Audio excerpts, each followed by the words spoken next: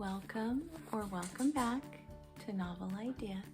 My name is Dia and this is Poppy.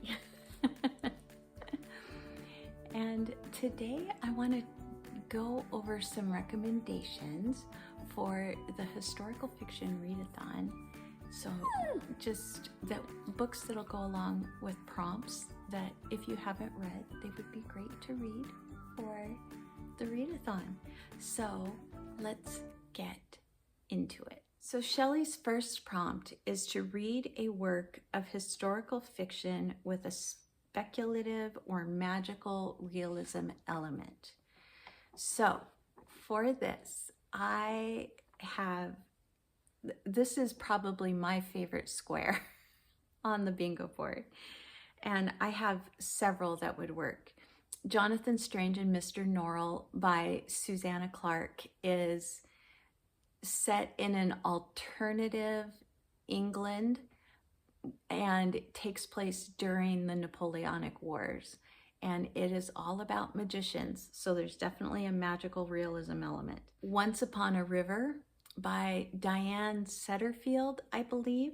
I am not going to tell you what the magical realism element is to this because I think it's better if you just kind of go in blind and figure it out for yourself.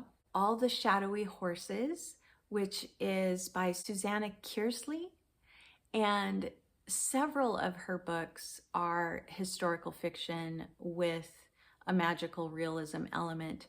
In this case, the magical realism element is really the historical fiction element of it as well.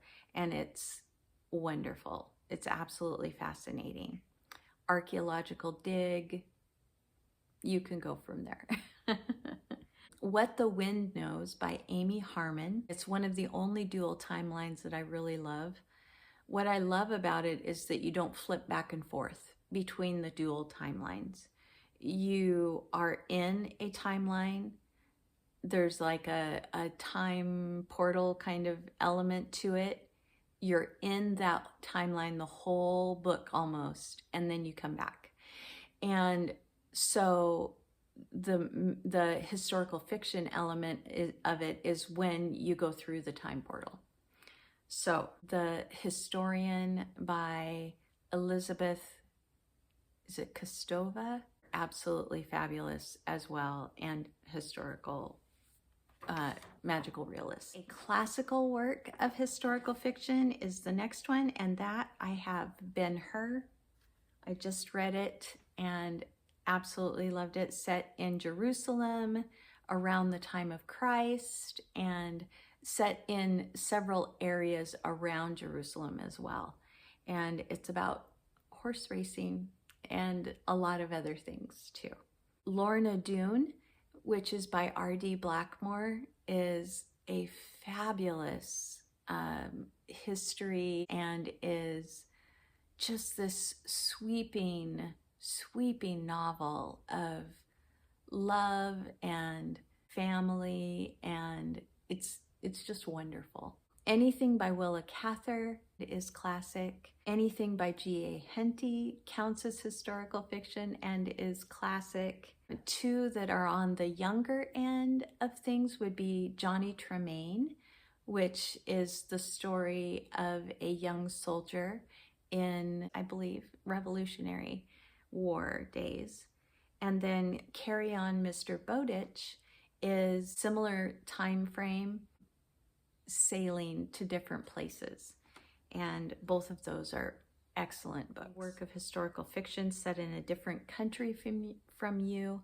I'm in the US. I have The Lost Queen. That one is set in Scotland and Wales. I have The House Between that's by Signe Pike. The House Between Tides is by Sarah Maine, and it also is set in Scotland and a little bit in Canada, if I'm remembering correctly. The Mountains Sing. I'm not going to try to pronounce this author's last name. This is set in Vietnam. It's told from the perspective of a young girl. The Alchemist is set in Andalusia A new to you historical time period. I don't know what is new to you. I will tell you what I am reading for this one. I'm currently reading The Foxwife by Yangtze Chu. And this one could also count for a magical realism. It could count for set in a country that is different from where I'm from. So it's got all kinds of things. It could also, I think, I'm not far enough into it yet, but I think it could also count for a historical mystery or romance. So it is taking place in the early 1900s in Manchuria and is during the time of the overthrowing of the Qing dynasty in Manchuria. So I am fascinated so far with it. It's really, really good. And I was not at all aware that there was a Qing dynasty or that there, was an overthrowing of it, any of that. So that's new to me. Then we have read a work of historical fiction from the perspective of an ordinary person. And for this, I have This Is Happiness by Niall Williams. This is a book that I talk about often on my channel.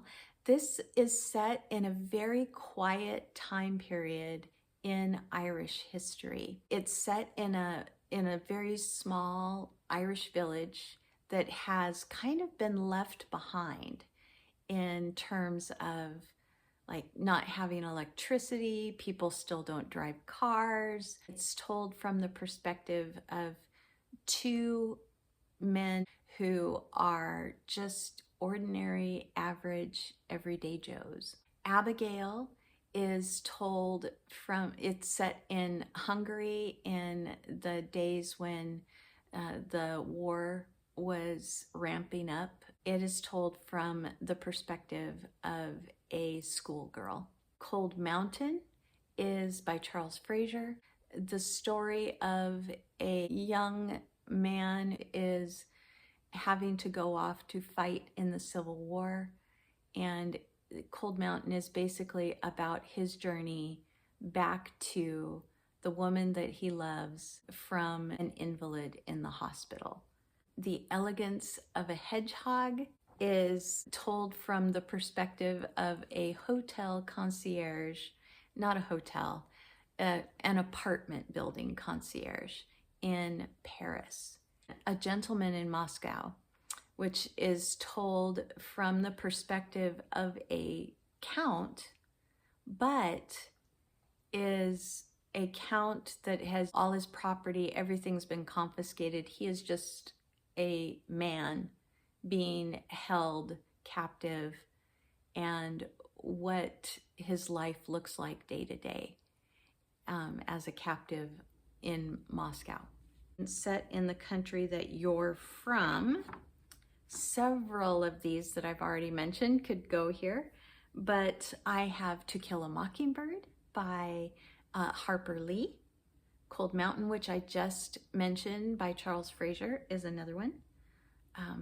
Little Women by Louisa May Alcott, because of the time period that it is set in and some of the things that are happening in the story. Like I said, anything by Willa Cather is going to count for something set in the United States. John Steinbeck is famous for being a US author and setting his books in California and the south of the country. This one is East of Eden. It's my favorite. I will just say that. The Scarlet Letter would work. And then Roll of Thunder, Hear My Cry.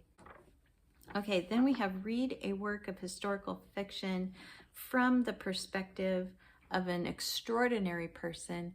And I have nothing for this, you guys. I can't think of one that I've read recently that is a historical fiction from the perspective of an extraordinary person. I would bet that G.A. Henty would have one. Yeah, like the ones about William Wallace or Robert the Bruce. Those ones would work. The last one here is to read a work of historical mystery or romance. And so for that, I have Because I Could Not Stop for Death. I just read. It's a cozy mystery. It is Emily Dickinson as an investigator along with her maid. Mary Stewart, who writes mysteries set in historical time periods. T.E. Kinsey has a series called The Lady Hardcastle Mysteries, and they are set in the early 1900s. And the first one is A Quiet Life in the Country.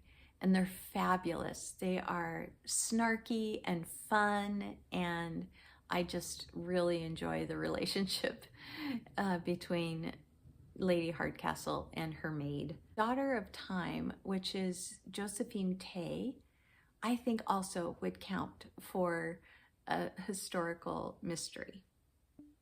Okay, guys, that is everything. I hope maybe that gives you some ideas on something to read, and I would love to hear what you're really excited about reading for the historical fiction readathon that Shelley's putting on. Okay, thanks for joining me today. Like if you liked it, subscribe if you want to, and I will see you again very soon.